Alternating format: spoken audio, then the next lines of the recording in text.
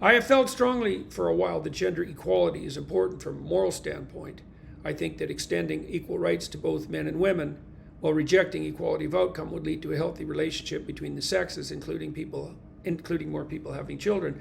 Well, look, it's pretty obvious that given the essentially equal distribution of talents in the world between men and women, that society would be better off insofar as we were able to capitalize on the gifts that everybody brings to the table. We know that one of the best predictors of economic development in countries that are moving towards higher standards of living is in fact the rights that they extend to women. The data on that are extraordinarily clear. It might also be a case that extending rights to women isn't much different than welcoming the foreign and the new in a way that's innovative and productive. That might be the same thing symbolically or psychologically.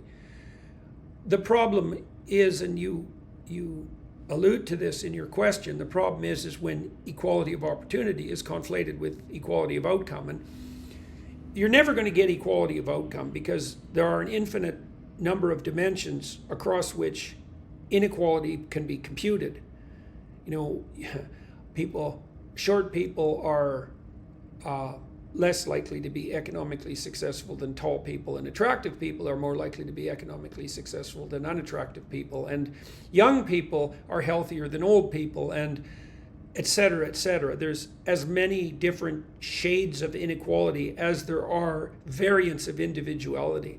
And so the idea that in some manner we can have equal outcomes is absolutely preposterous. You might also point out, and this is worth thinking about, that there's actually no difference between inequality and ownership. I mean, if you own something, that means that thing is unequally distributed, right? Because you have it and no one else does, and that means that you're oppressing and depriving all those who don't partake in your ownership.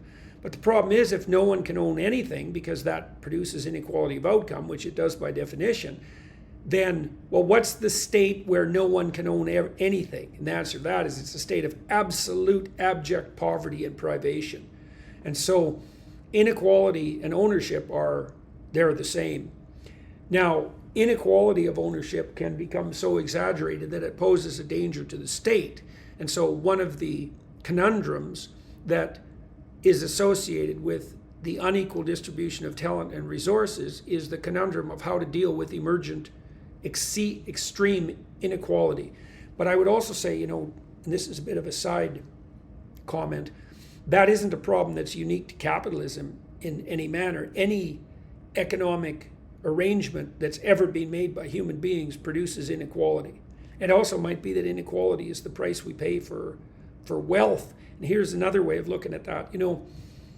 When a new product enters the marketplace, it's often hyper expensive, right? And maybe using it is also associated with a certain degree of risk.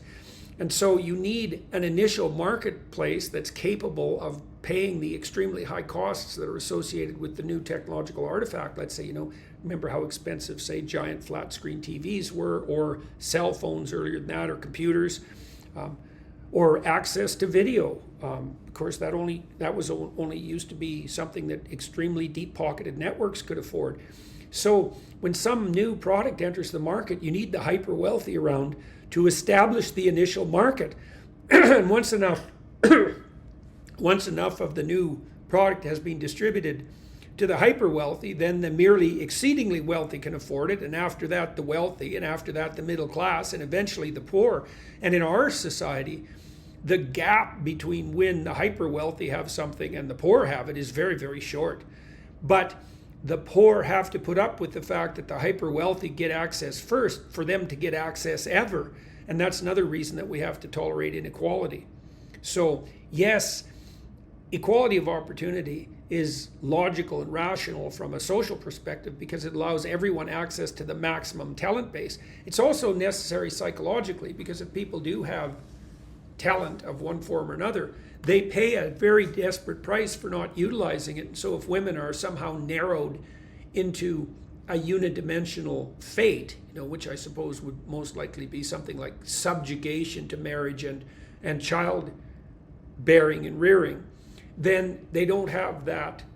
They're constrained in their opportunity to let the talents that God has granted them, so to speak, make themselves manifest in the world. And that's very hard on people existentially, right? Because, it's said that to those to whom much has been given, much will be from them much will be required. Sorry, that's very awkward. From those to whom much has been given, much will be required. Right, and so you pay for your talents by the additional responsibility that having that talent places on you. And then if you interfere with that as a consequence, say, of socially imposed prejudice, then you demoralize people psychologically, and that's a very, very bad idea. I mean, my sense, having counseled women, and especially career-oriented women for decades, was that it's better for the child and the mother if the mother obviously focuses to the degree that it's possible on childcare, especially in the very early stages of a child's life, especially in the early stages of infancy. But then as the child becomes more autonomous, and as the father's able to step in more on the child care side, it's very helpful for the woman to expand her domain of interest beyond the immediate family and to take advantage of her intellectual and creative, conscientious gifts. And that's also good for the child, because then the child gets to see, whether the child is a girl or a boy, gets to see that the mother as an adult has important adult things to do. And man, you want to teach your kids that adults have important things to do, because they're going to be adults. And if adults don't have anything important to do, then what the hell's the point in growing up? And it's also useful for the boys and the girls to see that the woman can be a mother and also have a life. And that's way better for the kids, because it also stops the mother from being overwhelmingly obsessed with, let's say, the safety of her child and even the well-being of her child, right? I mean, you need a certain degree of benevolent detachment from your children so that they can have their own adventure and thrive and move forward. So those are some of the reasons why it isn't granting, it's noting the inalienable rights of women as well as men to make their way forward in the world is a deep ethical necessity. And I would also say, it's a necessity that has been made manifest in the Judeo-Christian tradition to a tremendous degree, because one of the things that's true of the founding books of the Western tradition, derived even though as it was from a Middle Eastern tradition, is that women have the same existential value as men.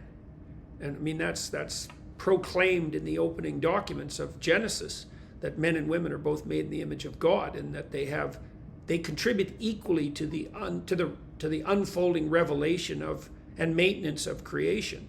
And that's to be taken seriously. It's dead seriously, both on the right side, but also on the responsibility side. So